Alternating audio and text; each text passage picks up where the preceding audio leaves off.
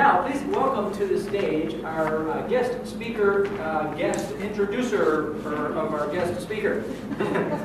Please help me welcome Catherine McClenahan.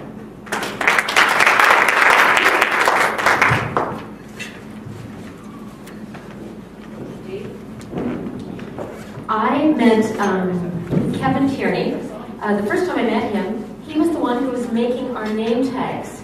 So I realized that this is a man of action, and he's also very involved, and he cares about everyone in the group. And when we were talking about the talk that he was going to do today, then he said he wanted to do a talk that would be good for everyone in the group. So he's a very caring person in a very active, pragmatic kind of way. He's worked as an accountant. He worked for 25 years in the government and creating a lot of initiatives and bringing a lot of new strategies, and making them happen at work. And he has been working with security for all of these years in the government. And now that he's retired, he's a man that just doesn't stop. And so he's out there and helping people understand in their business what they can do to protect themselves on every level in their business. And he's also going to give us a talk today on how we can protect ourselves, because identity theft is a very real situation today, because many people have a huge impact on their life when their identity is stolen. So it's interesting that he makes the cards for us, our name tags, and he also deals with it in a professional way as well. So I'd like everyone to welcome Kevin to the stage this morning, and I'm sure that we'll all walk away knowing how to protect ourselves in a much greater way. So I'd like to warmly welcome Kevin.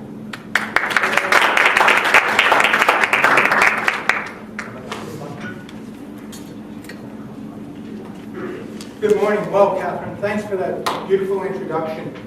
I'm just going to turn this on, see if we're live. Yes, we are. Okay. How many people in here can say they have the distinct honor of being a victim of identity theft? Just see you raise a hands.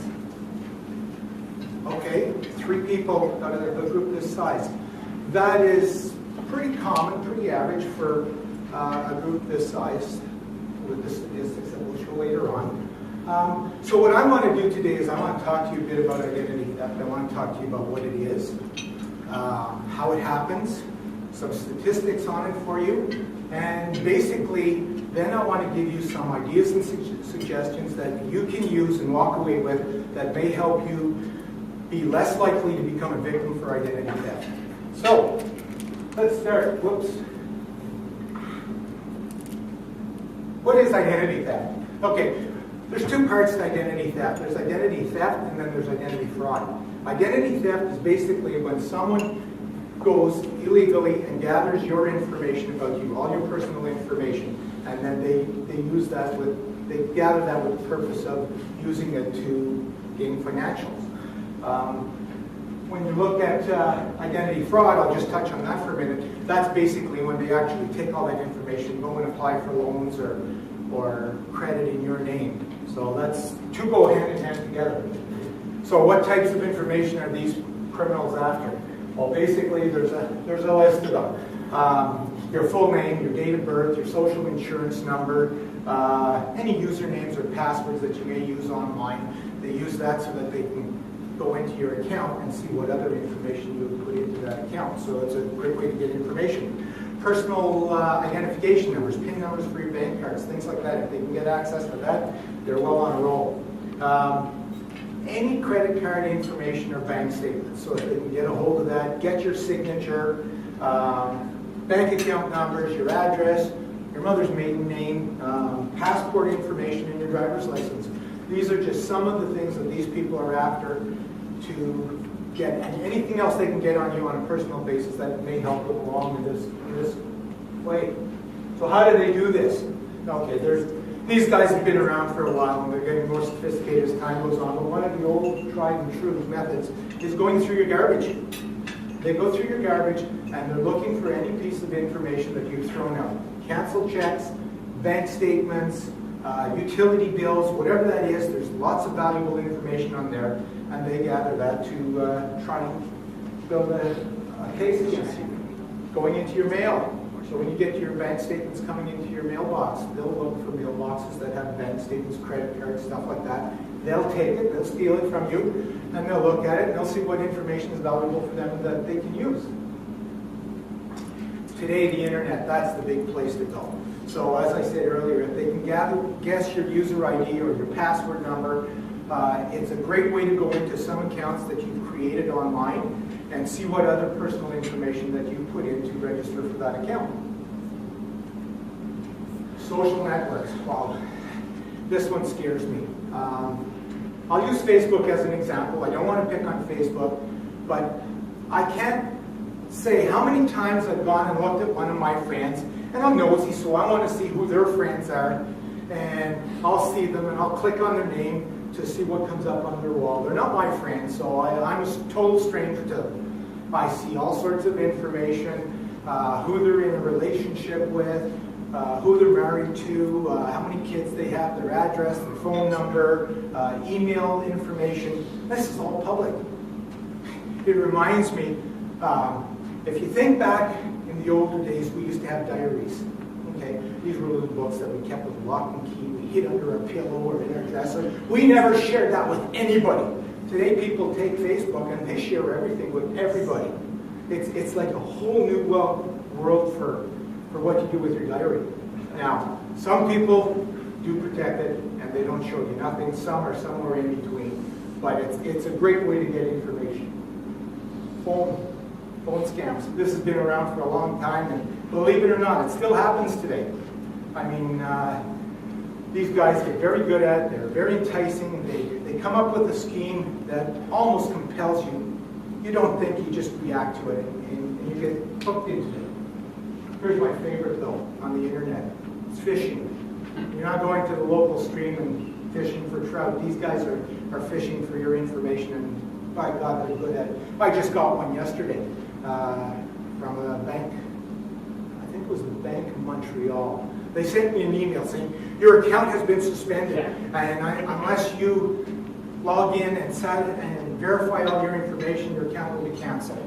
So here we provide a convenient little link for you to go to. So you go in, you type it in, you log in, you put in your information. They may have to put some in there that they've already gotten on you, but chances are you're just filling it in. And it looks like your bank site. It's not. It's a copy that they've done, and they've allowed you to go in so they can gather all your information. Then they're off to the races. Another example of phishing is someone pretends to be a friend and they just give their first name or whatever, and they say, I found this great site with all these great coupons and that. Click on the link and you can save up to 60, 75% on the cost. Go here, check it out for yourself. What that is usually it's a link and it does two things. One, it verifies that the email they sent you was valid because you responded to it. Secondly, it generally allows that site, once you click on it, to download some malware onto your computer, which malware. It's a program that allows them to steal information off your computer. For example, it may be a keystroker, for example, so it gets your passwords when you type it in. It saves it in a file, and then it sends it the next time you log on to a special site. They can use that. They can go and get all sorts of information off your computer. The programs that they can use for this are endless. Sometimes shows up as your friend, and it's not your friend. Absolutely. You notes recently where they don't normally send this, so yes. I didn't even know. Just delete. I had one. You're right. You delete them. I had one just last week. Amy. I have a friend called Amy. So right away, I think Amy sent me an email with this link to go to some coupons, and dummy here goes to hit on the link, and they says, "Hey, Kevin, wait a minute. You don't do that. Look up at Amy." So I look at it, and Amy with this weird address. I know it's not the Amy I know, so then into the trash. But yes, don't click on things unless you know what they are. Theft. Good plain old theft. Either you leave your purse on a desk in the office, you leave it on a table in a restaurant, somebody pickpockets you, or breaks into your home. Great way to gather information. The network, as I said, is one of the best places today, because what happens is you can have people in China, Russia, India, anywhere, Canada, the US, and they can hit you. They come to you. They don't have to be there in person. They don't have to knock on your door. But They build these schemes and whatnot to try and gather your information. So what does this all mean? Okay, if I'm an identity theft person, I want to steal your identity. What I'm doing is I've got a puzzle, and I'm getting as many pieces from wherever I can about you so that I can put it together, so that I can use that information with you. What I want to do is I want to pretend to be you, and I want to go out and get a loan in your name, and spend the money, get goods, services, whatever it is, and walk away without paying for it. A little bit of information here on some statistics. 3 most common types of fraud that go on today are basically credit cards, which one would expect. So they go out and they either get a new credit card or buy something online. They have enough information, so they use yours. Two go hand in hand, pretty well utilities or phone bills, and bank fraud, basically pretending to be you and getting new credit or readdressing your credit to another address or what have you. So those are the 3 most common ones, but I think what's very important pointing out on this slide is you see the little 6% at the top? That's attempted fraud. What that tells me is that 94% of the time these people are successful. That's pretty scary. So if they want to target you, they can. In Canada, we have an organization called Phone Busters. And basically that's where you can register complaints about identity fraud. In 2005, the statistics, I'm sorry, are a little bit old, but we're not that quick at putting them out here. In 2005, over 11,000 people registered complaints in Canada about being victims of identity theft. That totaled about $8.5 million. If you look now, back in 2006, whoops, the numbers have dropped to about 8,000. So there's only been 8,000 people registering complaints. But the cost of this is now a whopping double that amount. It's $16 million. Again, what that tells me is these guys are being smarter, they're more targeted, they're more direct to the person that they want to steal the identity of, and they're being a lot more successful because they're getting a lot more money out of it. So what are some of the clues that you're a potential victim? You get your bank statement or your credit card at the end of the month, and you see some transactions on it, and you're scratching your head and you're saying, did I really make that? I don't remember. I'm not sure. Okay. Good possibility that you want to check into that, because that may be your first clue that someone is using your identity. Another one is your bank calls you, or your credit company calls you and says, Mr. Tierney, we'd like to know, did you really make a purchase today at so-and-so and such a place? That's a good indication if you didn't make that transaction that someone's using your information. I will say one thing. Credit card companies and bank companies have become extremely good at identifying this. They know your trends, they know your habits, they know what you spend and where you spend, how you spend, and anything that falls out of that ordinary is when they get alerted and then they start following up on it. So your banks are doing a very good job on this. Another way of knowing is you get a credit agency calling you up, threatening to take you to court or whatever for these outstanding credit things that you don't know anything about. That's a good example. And last one I'll mention here is, lo and behold, you find out you've got a lien on your house because someone's put a lien on it because of outstanding bills in your name. Just some of the examples. So the frustrating thing with all of this is, what happens then? You have to deal with it. So now the onus is on you. The onus is on you to try and prove that you didn't make those transactions. It wasn't you at all. So you have to go through the process of doing that. You're now stuck with the problem of clearing your name. You have to recover from this bad debt credit rating. Because believe me, you now have a bad debt credit rating if you're at this stage. Then there's the emotional aspect of it. You've been violated. You don't feel safe. You don't feel secure anymore. Somebody's touched you personally that you didn't want to. So you've got an emotional aspect that you have to deal with it. You now are stuck having to deal with all of these consequences. Okay, victims and costs. Here's a few more statistics. I gathered these from the U.S. In 2008, 10 million people were victims of identity fraud. That's 1 in every 10. That's a high number. In contrast to this, 26 million Americans have what's known as insurance against identity fraud. Now, if you play with the numbers games and that, and you look over the years how many people have been victims, that's a very low number. And I dare say that the majority of those people that do get the insurance is after the fact. They've been hit, they've been burned, they don't want to go through it a second time. I dare say very few of them are first timers. Costs in the U.S., $31 billion in 2008 is attributed to identity theft. Now, if you take that to the global world, because over the internet everything is global today, that's a whopping $220 billion worth of lost business or whatever because of identity theft. After identity theft. Okay, what happens to you after identity theft? Well, 70% of the victims have difficulty removing their information.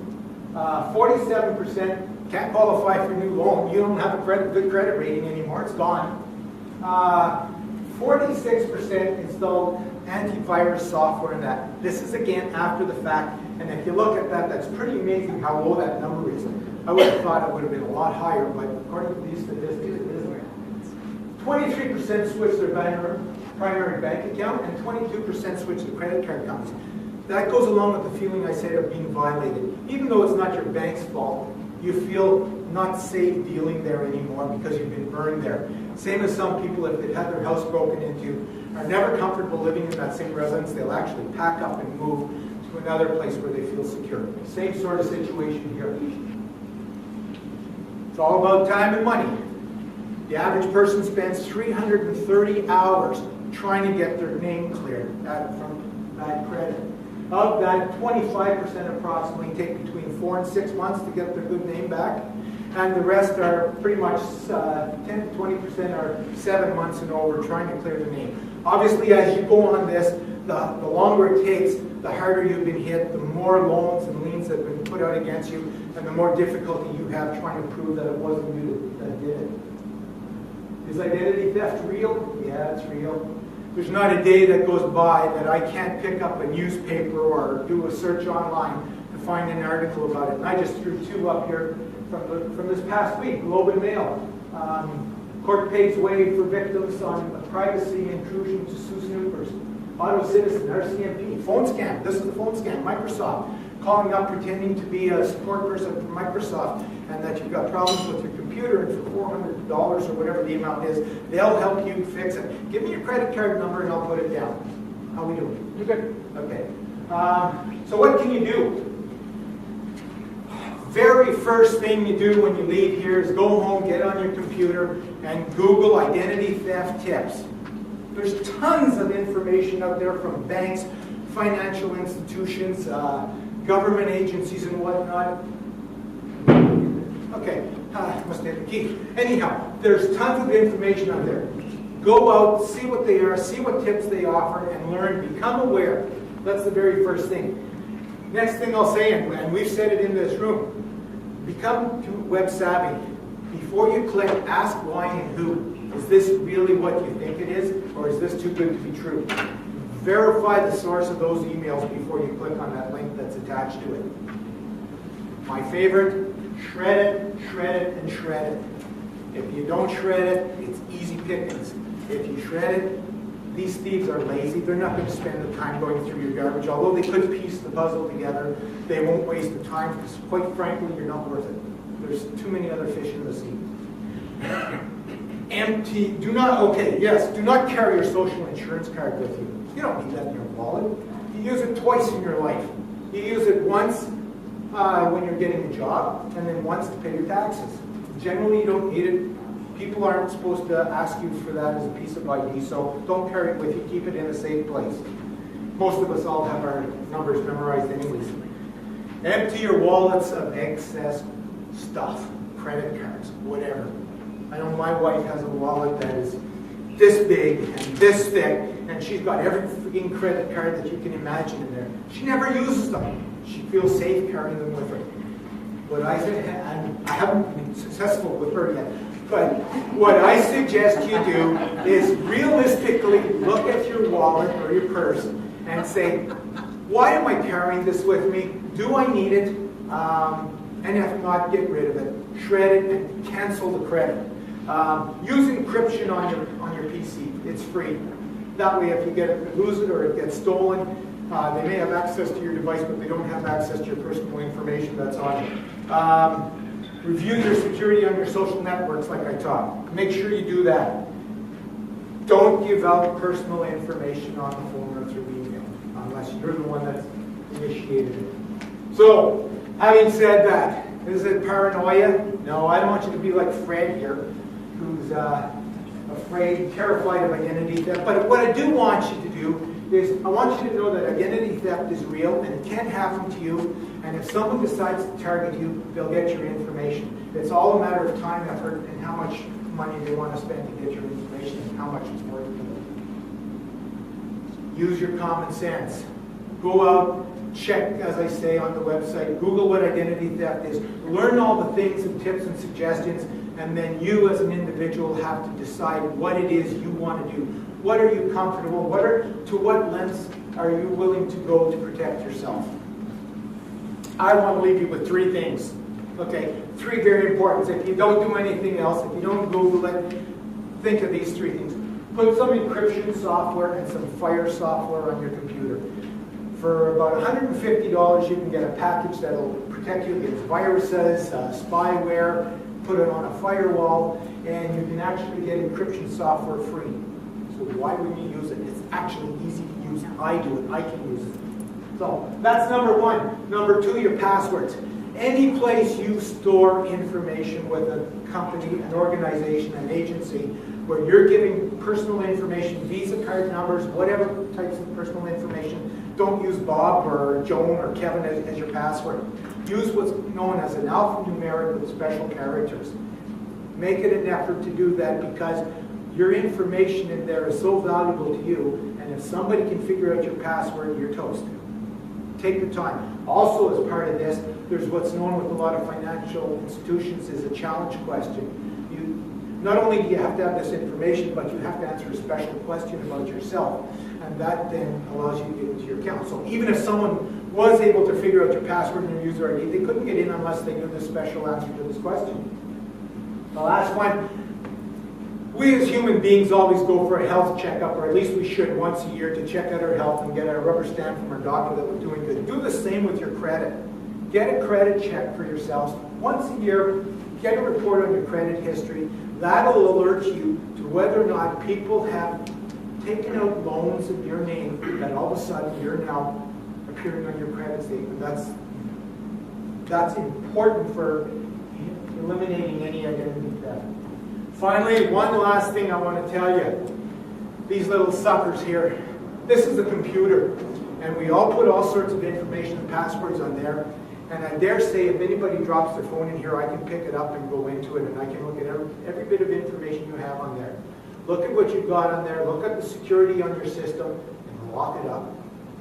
If not, think of what someone has when they find it or steal it from you. What can they do with it? Same thing with Facebook. Look at what information is there and what can they do with it. I'd like to thank you for your time this morning. It's been a pleasure talking to you. I'm going to be around at the break, and if anybody has any questions or whatever, please feel free to come and see me. I've had to cram this down into 20 minutes, so hopefully it's been helpful, and as I say, thank you very much.